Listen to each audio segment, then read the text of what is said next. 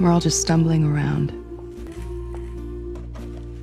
I know that might sound super depressing, but Cerita diawali dengan memperkenalkan seorang gadis muda bernama Iris yang sedang flashback ke masa lalu ketika ia bertemu dengan seorang cowok yang akan menjadi kabogoh atau pendamping hidupnya bernama Josh. Ini bebenguknya. Mereka bertemu di swalayan saat sedang membeli buah kadongdong hingga Josh tak sengaja menjatuhkan beberapa buah yang justru malah menjadi sebab keduanya jatuh cinta pada pandangan pertama. if you're lucky, you'll experience this once in your lifetime. I'm Josh. I'm Iris. Beberapa waktu berlalu, disinilah mereka sekarang sedang dalam perjalanan menuju liburan ke sebuah villa milik teman Josh yang berada di tengah hutan, di mana mobil yang mereka kendarai dijalankan dengan mode autopilot alias jalan sendiri tanpa disetir, karena memang mereka hidup di zaman sekarang yang teknologinya serba canggih dan apa-apa serba AI. Bring up in the GPS. I don't think this is the road. Setibanya di lokasi yaitu sebuah villa mewah di tengah hutan, Iris pun curhat sedikit tentang kekhawatirannya yang takut tidak diterima oleh teman-teman Josh yang agak gimana ya. Terakhir kali ketemu, mereka menunjukkan raut wajah kurang suka dengan keberadaan Iris di sirkelan mereka, tetapi Josh meyakinkan bahwa teman-teman sebenarnya orang yang baik, namun adabnya memang kurang dijaga. Just relax. You know, don't be all mopey, okay? Saat masuk, mereka disambut oleh salah satu teman Josh yang bernama Kate. Dia adalah kekasih dari yang punya villa mewah ini. Masuk ke dalam, Iris pun bertemu dengan teman-teman Josh yang lain. Di antaranya ada Ellie si gemoy dan Patrick si tukang masak. Kemudian muncullah yang punya villa itu sendiri yaitu Sergei, seorang pria asal Rusia yang diketahui memiliki pekerjaan kotor dan pastinya tidak semua orang mau melakukannya. Beautiful creation must be Iris. Hello. Such a pleasure. I have heard a lot about this one. Karena Iris sangat haredang sekali, ia pun izin ke kamar duluan untuk mandi, di mana kita akan melihat sebuah benda semacam mirip dengan perangkat khusus yang entah untuk apa kegunaannya. Smile.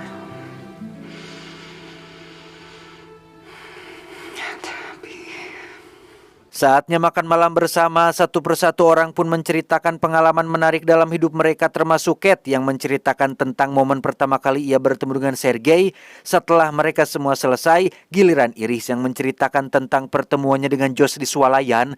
Meski terlihat sederhana tanpa ada kemewahan, tapi cinta sejati tak memandang tempat dan materi, di mana Iris menceritakan momen ini dengan penuh penghayatan dan ketulusan, tetapi semua orang termasuk Josh seolah tidak menghargai cerita tersebut.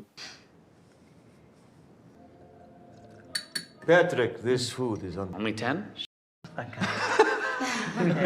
Selesai makan, Kate pun curhat kepada Iris tentang hubungannya dengan Sergei. Bisa dibilang Kate ini adalah ani-aniannya Sergei karena sebenarnya Sergei sudah menikah dan punya keluarga. Layaknya barang yang bisa dipakai kapan saja, Kate hanyalah sebuah alat untuk Sergei menyalurkan nafsu dan syahwatnya, dan itu sangat tidak worth it sekali andai saja tidak ada uang dalam hal ini. Look who I'm talking to. Selesai Kate curhat, Iris pun penasaran dan bertanya, "Hey Kate, apakah kau membenciku? Kenapa kalian semua seolah tampak tidak menyukaiku sejak awal ketemu?" Kate pun menjawab, ia sebenarnya tidak benci, melainkan hanya tidak suka dengan keberadaan Iris di tempat ini, karena dengan adanya Iris bersama mereka, itu seolah menggantikan posisi Kate di hadapan Sergei. Irreplaceable. Nobody could replace you, Kat. Entah apa yang Kate maksud dan bagaimana bisa Iris yang jelas-jelas adalah pacarnya Josh menggantikan posisi Kate di depan Sergei. Entahlah, Iris juga bingung dengan hal ini. You're so fearless. It's inspiring. I wish I could be more like you, but Keesokan paginya, Iris mengajak Josh pergi ke danau di belakang villa untuk menikmati pemandangan berdua, di mana Josh mengaku sedang mules dan ingin modal dulu, sehingga Iris diminta untuk pergi duluan ke sana.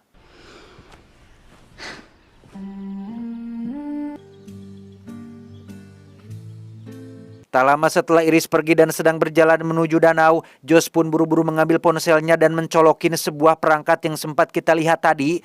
Entah apa yang sedang Josh lakukan, Iris tiba-tiba saja merasakan sesuatu yang aneh dan tanpa sadar mengambil pisau lipat yang entah kapan ia membawanya.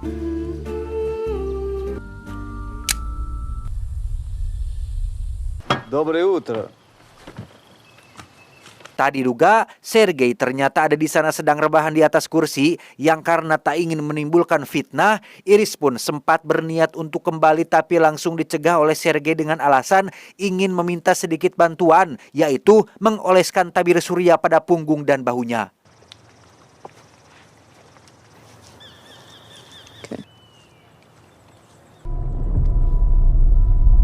Dan ya, Sergei mulai bertindak kurang ajar ketika ia mendekati Iris dan melakukan hal-hal tidak senonoh dan tebak apa yang terjadi selanjutnya. This is what you are for. Just like, what the Iris. Saat Josh bertanya, "What happened? Aya naon?" Iris pun menjawab bahwa ia telah sengaja membunuh Sergei dengan pisau lipat saat sedang melakukan pembelaan diri, di mana Josh yang kepanikan pun langsung menyuruh Iris untuk tidur dan Was that if he did kill me, I'd never get to see you again. Iris, go to sleep. Loh, entah apa yang sebenarnya sedang terjadi.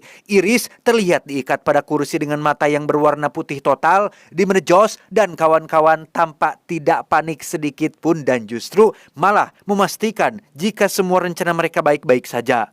I just don't understand how this could have happened. I mean, like, don't they have like safeguards for this? Yeah. Like a glitch, maybe? Sebelum diserahkan kepada pihak perusahaan robot dan menunggu polisi datang, Josh pun ingin mengucapkan selamat tinggal kepada Iris karena sebenarnya Iris tidak lebih dari hanya sekedar robot yang ia sewa dari sebuah perusahaan dan pertemuan mereka di swalayan hanyalah sebuah program ingatan yang tidak nyata sama sekali. You're a robot. I'm A robot. More specifically, you're a companion robot. Ya, Iris adalah sebuah robot pendamping alias companion robot yang Josh sewa untuk menemani hari-hari gabutnya yang jika Anda ingin tahu bagaimana mereka bertemu, inilah yang sebenarnya terjadi. Hey, Josh Beeman? Yeah? Pada kenyataannya, momen jatuh cinta mereka sama sekali tidak romantis. Josh hanya perlu menyebutkan nama lengkapnya untuk diidentifikasi dan menceritakan di mana dan kapan mereka ingin bertemu pertama kali.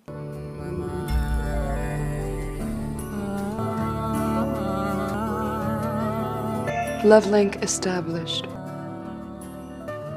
Hey, you. I don't understand. I feel Karena Iris masih tidak percaya, Josh pun menunjukkan ponsel yang ia gunakan untuk mengendalikan Iris dari sebuah aplikasi khusus. Josh bisa mengubah suara dan bahasa yang Iris gunakan sesuai dengan keinginannya. Josh, no sé hablar español. Okay. Seakan tak percaya dengan fakta ini, Iris pun menceritakan tentang perasaannya yang sangat nyata. Iris mengaku akan menuruti semua keinginan Josh, memasak untuk Josh, merawat Josh, melayani asalkan ia bisa menjadi pendamping hidup Josh untuk selamanya. Kecintaan, guys. I'm sorry, Iris, that can't happen. Why not? Yeah, you're right. You're right, I'm sorry. Tak lama muncullah Kate yang meminta Josh ke belakang sebentar untuk membicarakan terkait langkah yang harus mereka ambil selanjutnya, di mana Josh berkata bahwa semuanya baik-baik saja, tak ada yang perlu dikhawatirkan, mereka hanya perlu menunggu polisi datang. Setelah polisi datang, mereka akan menghubungi pihak perusahaan robot. Pihak perusahaan robot datang, mereka akan langsung menyita Iris dengan alasan terjadi malfungsi, error, dan kecelakaan. Maka selesai sudahlah urusan mereka dengan masalah ini. The plan hasn't changed, Kat. I'm just adding one tiny extra step, just a final... Yang tidak mereka berdua sadari adalah saat ini Iris sedang mencoba melepaskan ikatannya. Yang tepat saat Josh muncul, Iris langsung melumpuhkan Josh, mengambil ponselnya yang tergeletak dan melarikan diri ke dalam hutan. Eli, Iris. Shh, baby, we don't have the phone.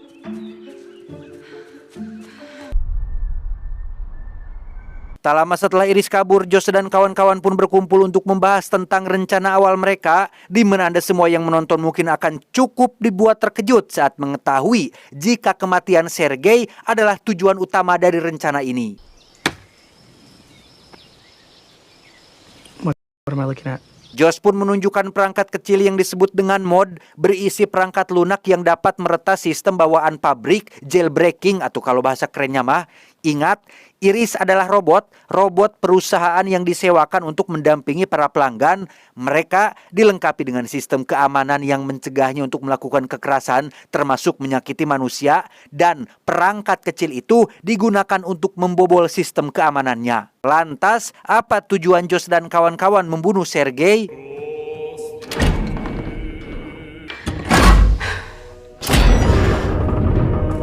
Ya, lagi-lagi ini semua adalah tentang atau persoalan cuan. Apalagi atau kalau bukan cuan mages. Sebagai seseorang yang punya pekerjaan kotor, Sergei tentunya memiliki sejumlah uang simpatan di dalam berangkas yang jumlahnya fantastis. Secara teknis, Josh dan kawan-kawan tidak pernah dengan tangannya membunuh Sergei, dan mereka menganggap kematian Sergei dianggap pantas dengan sebab pekerjaan kotornya yang sangat jahat. Oh god, that smells so fucking. Sekarang, Josh hanya perlu mengembalikan Iris ke setelan pabrik menggunakan aplikasi di ponselnya. Namun yang jadi masalah adalah ponsel yang ia miliki kini sudah dibawa pergi oleh Iris dan... Does she know your passcode? Bermodalkan sepucuk pistol yang Ellie bawa dari dalam berangkas milik Sergei, mereka pun akan memburu Iris ke dalam hutan, di mana Iris sendiri sudah berhasil membuka kode sandi ponsel Josh, mematikan kontrol suara, mengubah warna mata sesuai keinginannya, termasuk mengubah tingkat kecerdasan menjadi 100%. Wow, Josh.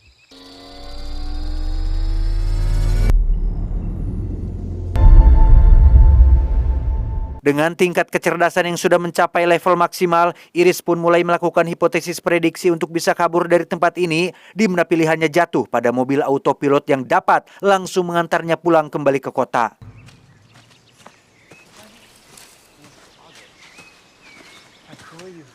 Iris langsung bersembunyi saat Ellie dan Patrick sedang berkeliling mencarinya, yang karena ponselnya berbunyi, Iris pun akhirnya ketahuan dan inilah yang terjadi.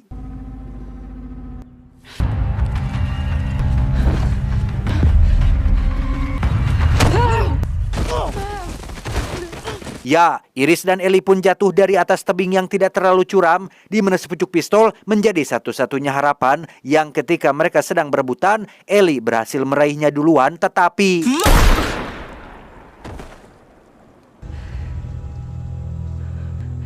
Patrick.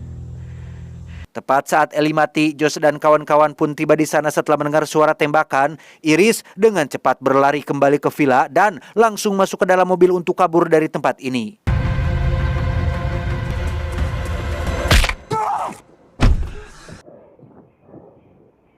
Masalah lain pun muncul saat Iris salah masuk mobil. Itu adalah mobil milik Sergei yang hanya bisa dinyalakan dengan sistem pengenalan suara. Namun dengan fitur pengubah suara yang ada di aplikasi, tak sulit untuk Iris menemukan warna suara yang mirip sekali dengan Sergei sehingga... Drive! Drive! Drive home! Drive. Drive!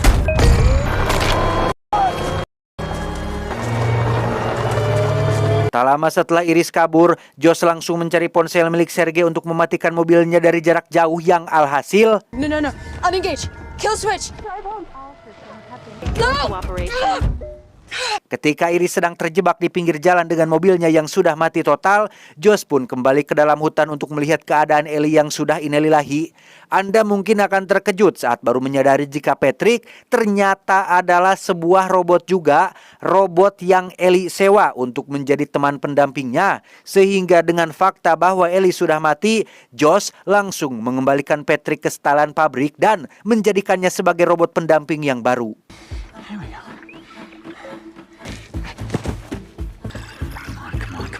Love link established. Hey, you.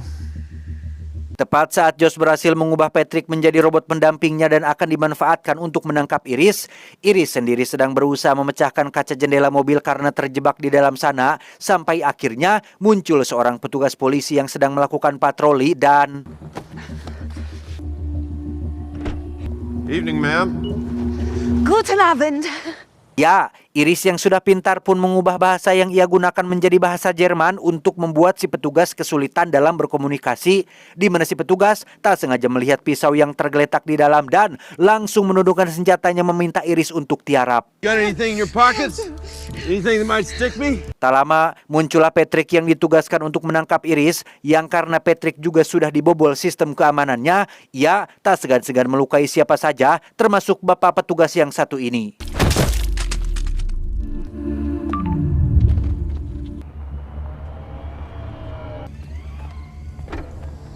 Setibanya di villa, Patrick pun langsung membawa Iris dalam keadaan mode sleep atau mode tidur, termasuk petugas polisi yang dimasukkan ke dalam bagasi. Merasa ini sudah kelewat batas, Kate yang ingin lari dari tanggung jawab pun berniat pergi membawa separuh uang yang jadi bagiannya.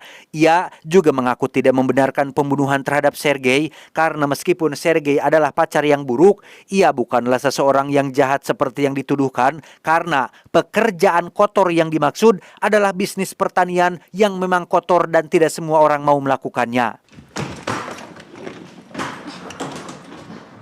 Saat Kate hendak pergi, Josh pun menyuruh Patrick untuk menghentikannya dan... Patrick, stop her.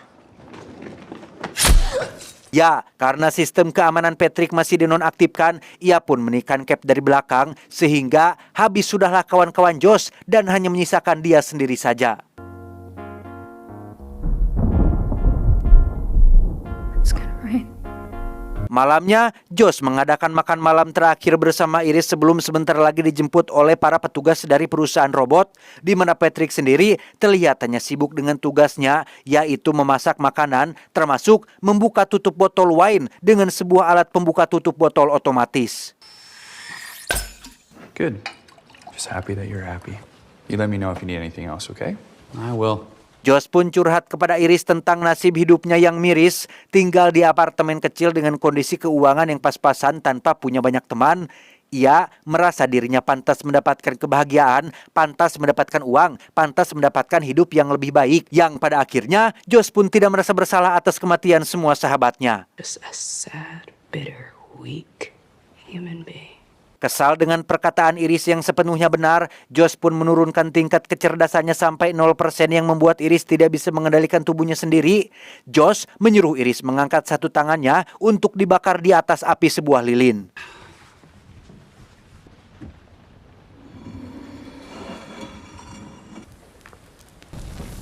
Setelah kulit sintetisnya habis terbakar, Josh pun menyuruh Iris untuk mengambil pistol dan menembak kepalanya sendiri, dan inilah yang terjadi. No.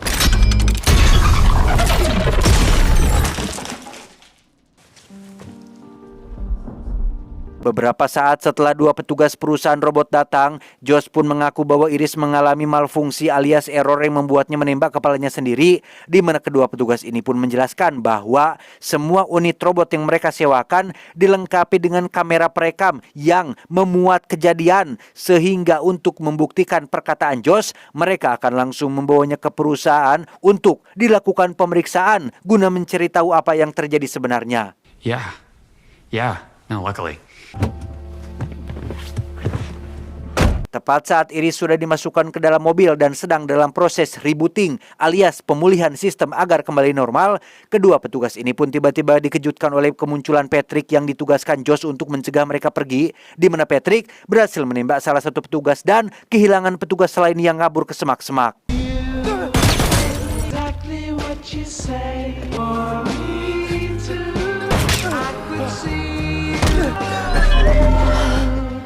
Tepat saat Patrick berhasil menemukan si petugas, Iris pun datang setelah selesai dengan pemulihan sistemnya. Ia berhasil mencegah Patrick melakukan pembunuhan, termasuk mengingatkannya dengan sosok Ellie, sahabat dekatnya yang sudah mati, yang pada akhirnya Patrick yang kecewa dan patah hati pun mengakhiri hidupnya sendiri dengan cara menyetrum listrik dengan daya yang cukup besar.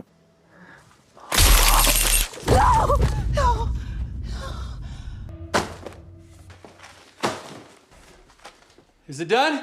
Selesai dengan Patrick, Iris pun mendatangi Josh yang sedang santai menunggu hasil pekerjaan, di mana mereka terlibat sedikit perdebatan yang diakhiri dengan perkelahian, yang jika Josh menganggap sistem keamanan Iris masih dinonaktifkan, ia sudah salah besar, karena dengan bantuan satu petugas yang masih hidup tadi, Iris kini sepenuhnya bisa mengendalikan tubuhnya sendiri dan langsung menancapkan alat pembuka otomatis pada kepala si Josh. Anything you want to add? Go to sleep, Josh. Entah apa yang akan Iris lakukan selanjutnya, ia pun mandi dan melepaskan kulit sintetisnya yang rusak hingga terlihat dengan jelas seperti apa tubuh dia yang sebenarnya. Karena Iris memiliki kesadaran sendiri, ia pun memiliki tujuan sendiri, yaitu ingin hidup bebas layaknya seorang manusia. Dan tepat saat sedang berkendara dengan santai, Iris tak sengaja berpapasan dengan sosok robot pendamping yang wajahnya menyerupai dirinya karena memang dibuat di pabrik yang sama dan